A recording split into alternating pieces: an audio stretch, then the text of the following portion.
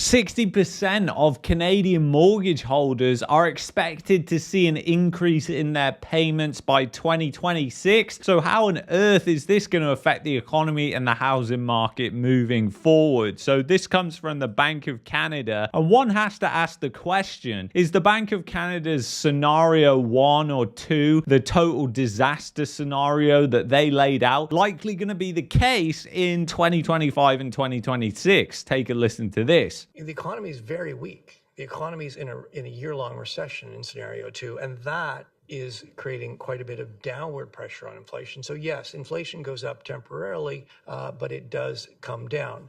We've calibrated the response that I would call it a serious recession. It's a 4-quarter recession. It'll be painful.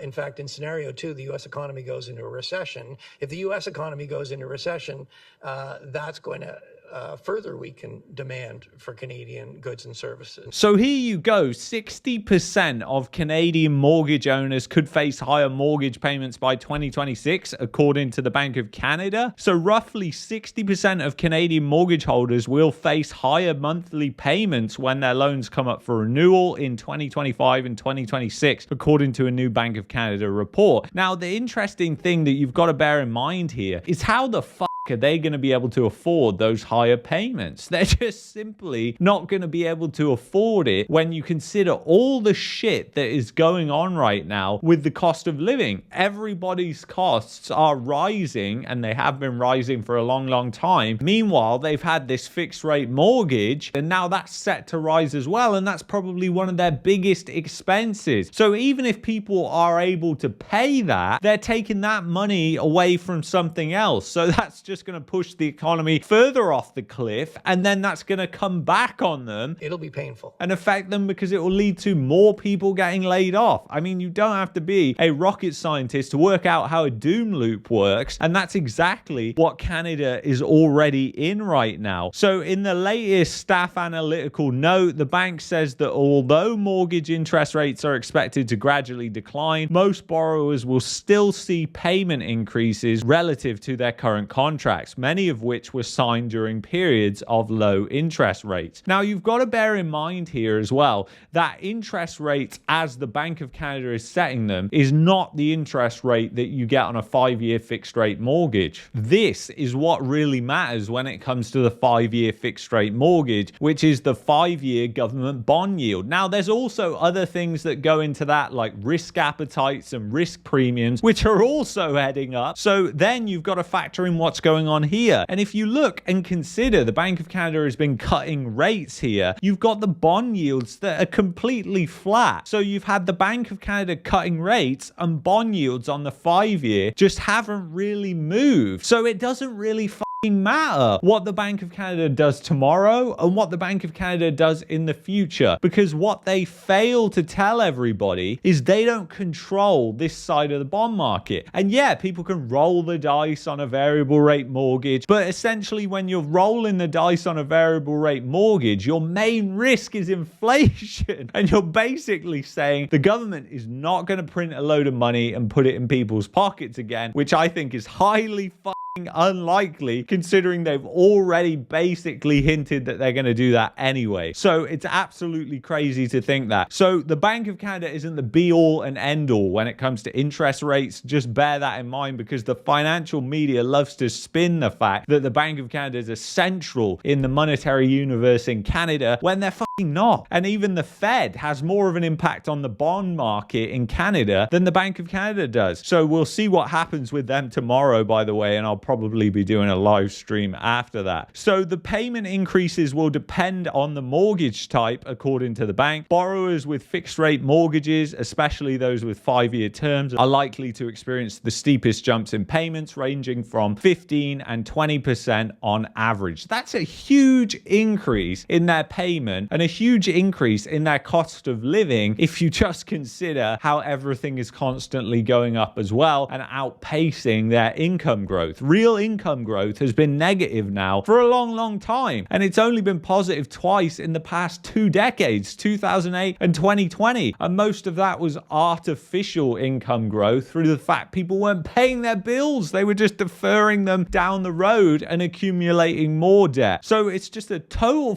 disaster. And eventually you got to pay the piper for all the shit that happened during the pandemic. It'll be painful. And all the just unbelievable stuff that was done by the government and how they influenced banks to basically say, no, just don't let them pay their mortgage. We'll just fund you with loads and loads of money in bank reserves. And that's exactly what happened. And then take a listen to this, because this is really interesting, because this circles back to assets. We'll get into this. Some economists call this a youth recession because young people are disproportionately affected by this economic slowdown, exacerbated by tariff uncertainty. Canada's youth unemployment rate... At least they said exacerbated by tariff uncertainty. They didn't say caused by tariff uncertainty. It was north of 14% in June, 14%, notably higher than hell. 10% in 2019. And new data shows young people and lower income households are struggling more than other demographics. Nearly half of respondents aged 18 to 34 said they felt anxious about their financial situation. Nearly 40% felt stuck, living paycheck to paycheck. I mean, that is absolutely insane when you really think about it. That is a depression in itself when you've got 37% of the building blocks of your society that are living paycheck to paycheck. I mean, if older generations don't understand what a fucking crisis that is, then they are complete idiots, because that is just really bad considering that these people are the current building blocks of society. And if you take away all those building blocks, then the whole just falls down. And that's exactly what's happening. A third of them felt like their life is on hold because of their finances, according to insolvency firm M&P. People talking about wanting to get married, wanting to have kids, and being like, how? Like, how? And this isn't just a problem in Canada. That's why you've got to zoom out sometimes and think, this isn't just happening in Canada. It's happening in the UK. It's happening in the United States. It's happening in many countries in Europe. It's happening in Australia. It's happening in New Zealand. So when it's happening all over the West, you've got to think, well, is there an agenda behind this that is being pushed by powerful elites that are taking over things like the Canadian government? Because you seem to vote in these different flavors of government and absolutely nothing ever seems to change, because at the top of the pile there are people controlling all these puppets, which are the politicians that we see and basically put hope and faith in. I don't put any hope or faith in them, but I know a lot of people do. So you've really got to ask the question, what's going on there? And a lot of it comes down to the fact that wealth inequality has gone completely out of the window, and it's really, really difficult to fix that, because the powerful people at the top, they are the ones with the most influence, which is the money which they're hoarding, and all this greed and money buys them influence. And it basically means that the poor and middle class have to eat all the extra costs because they're not paying into the system anymore, and that basically leads to this massive decline in society that you're seeing happen. And that's just one of the elements, but there are many other elements going on. But the thing is, this isn't just happening in Canada. It's happening all over. It's already been said by the World Economic Forum that Canada is heavily influenced by the forum themselves. They already let that slip. Take a listen to this. This notion to integrate young leaders is part of the World Economic Forum since many years. But what we are very proud of now, the young generation, like Prime Minister Trudeau, that we penetrate the cabinets.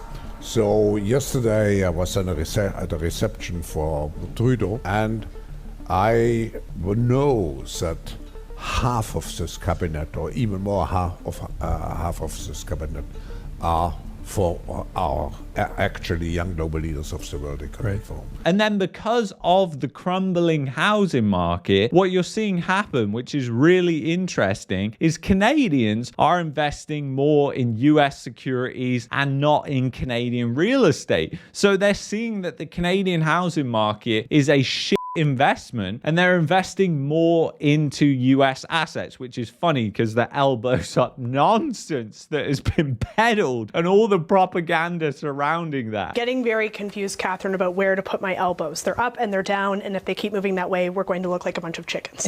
And then you just go and take a look at the CPP, for instance, which has 35 to 45% of its portfolio in US assets and basically Canadian assets closer to 15 to 20%. And it's a stark reversal from decades ago where Canadian assets dominated CPP. So again, they're investing more in US assets because they see that the Canadian economy is collapsing. And what are the prospects like for the Canadian economy investing in something when it's not performing very well because you've got increases of red tape, regulation, the economy just isn't open at all, and the fact that Canadians push back against things like pipelines and all these different things, and the fact that Canada isn't very united either. You've got political division across each provinces that basically leads to roadblocks, and there's no unity on a federal level. So it's just a complete disaster right now when you're all trying to work independently, and it's just not a good functioning country right now. And you've also got the Auditor General that plans to probe the international student program, which I find absolutely hilarious. So we'll have to see what happens with that. Obviously, you've had the massive influx of people that have come to Canada over the past couple of years, and it will be interesting to see because they point to the Trudeau government and obviously probably all of the money laundering that's happened with that and all the other crimes that have basically happened because of this international student program. And then there's the indirect impact on housing affordability because rents rise because there's more demand for rental units and things like that. And then you think the condo market is just crashing in Canada. Oh no, it's crashing in Thailand, it's crashing in the US as well. So this condo bubble, again, when you begin to zoom out, it's actually way bigger than you might have thought at the start, that it's just related to Canadian real estate. Oh no, it's happened in the US, Thailand, many different places, Mexico, Tulum, places like that. Just condos built absolutely everywhere. You're seeing subprime auto delinquencies that have now passed 2009 levels. You've got Canada consumer confidence, and you've got to bear in mind with everything we've just mentioned about the increase in mortgage payments and the fact since 2022, you've literally seen consumer confidence on a monthly basis pop its head above 50, which is neutral. So everything below 50 is pretty much negative for consumer confidence, and it's done that 2 or 3 times since 2022. So how's that going to impact consumer confidence? Obviously, we know they're just going to be pulling money from other places, and like I said, you're in that doom loop. It just becomes a reinforcing loop that leads to more unemployment and everything like that. So we'll have to keep an eye on what happens at the Bank of Canada and that shit show tomorrow. It'll be painful. Anyway, I want to thank you so much for watching this video, guys. If you've enjoyed this, check out this video here. And then if you're looking for a VPN and want to protect your privacy and also see news from all over the world instead of being censored in Canada, then use ExpressVPN. It is by far the best and the fastest VPN. Also, using my link helps support the channel. So I will see you in the next one. Take care, guys. Bye-bye.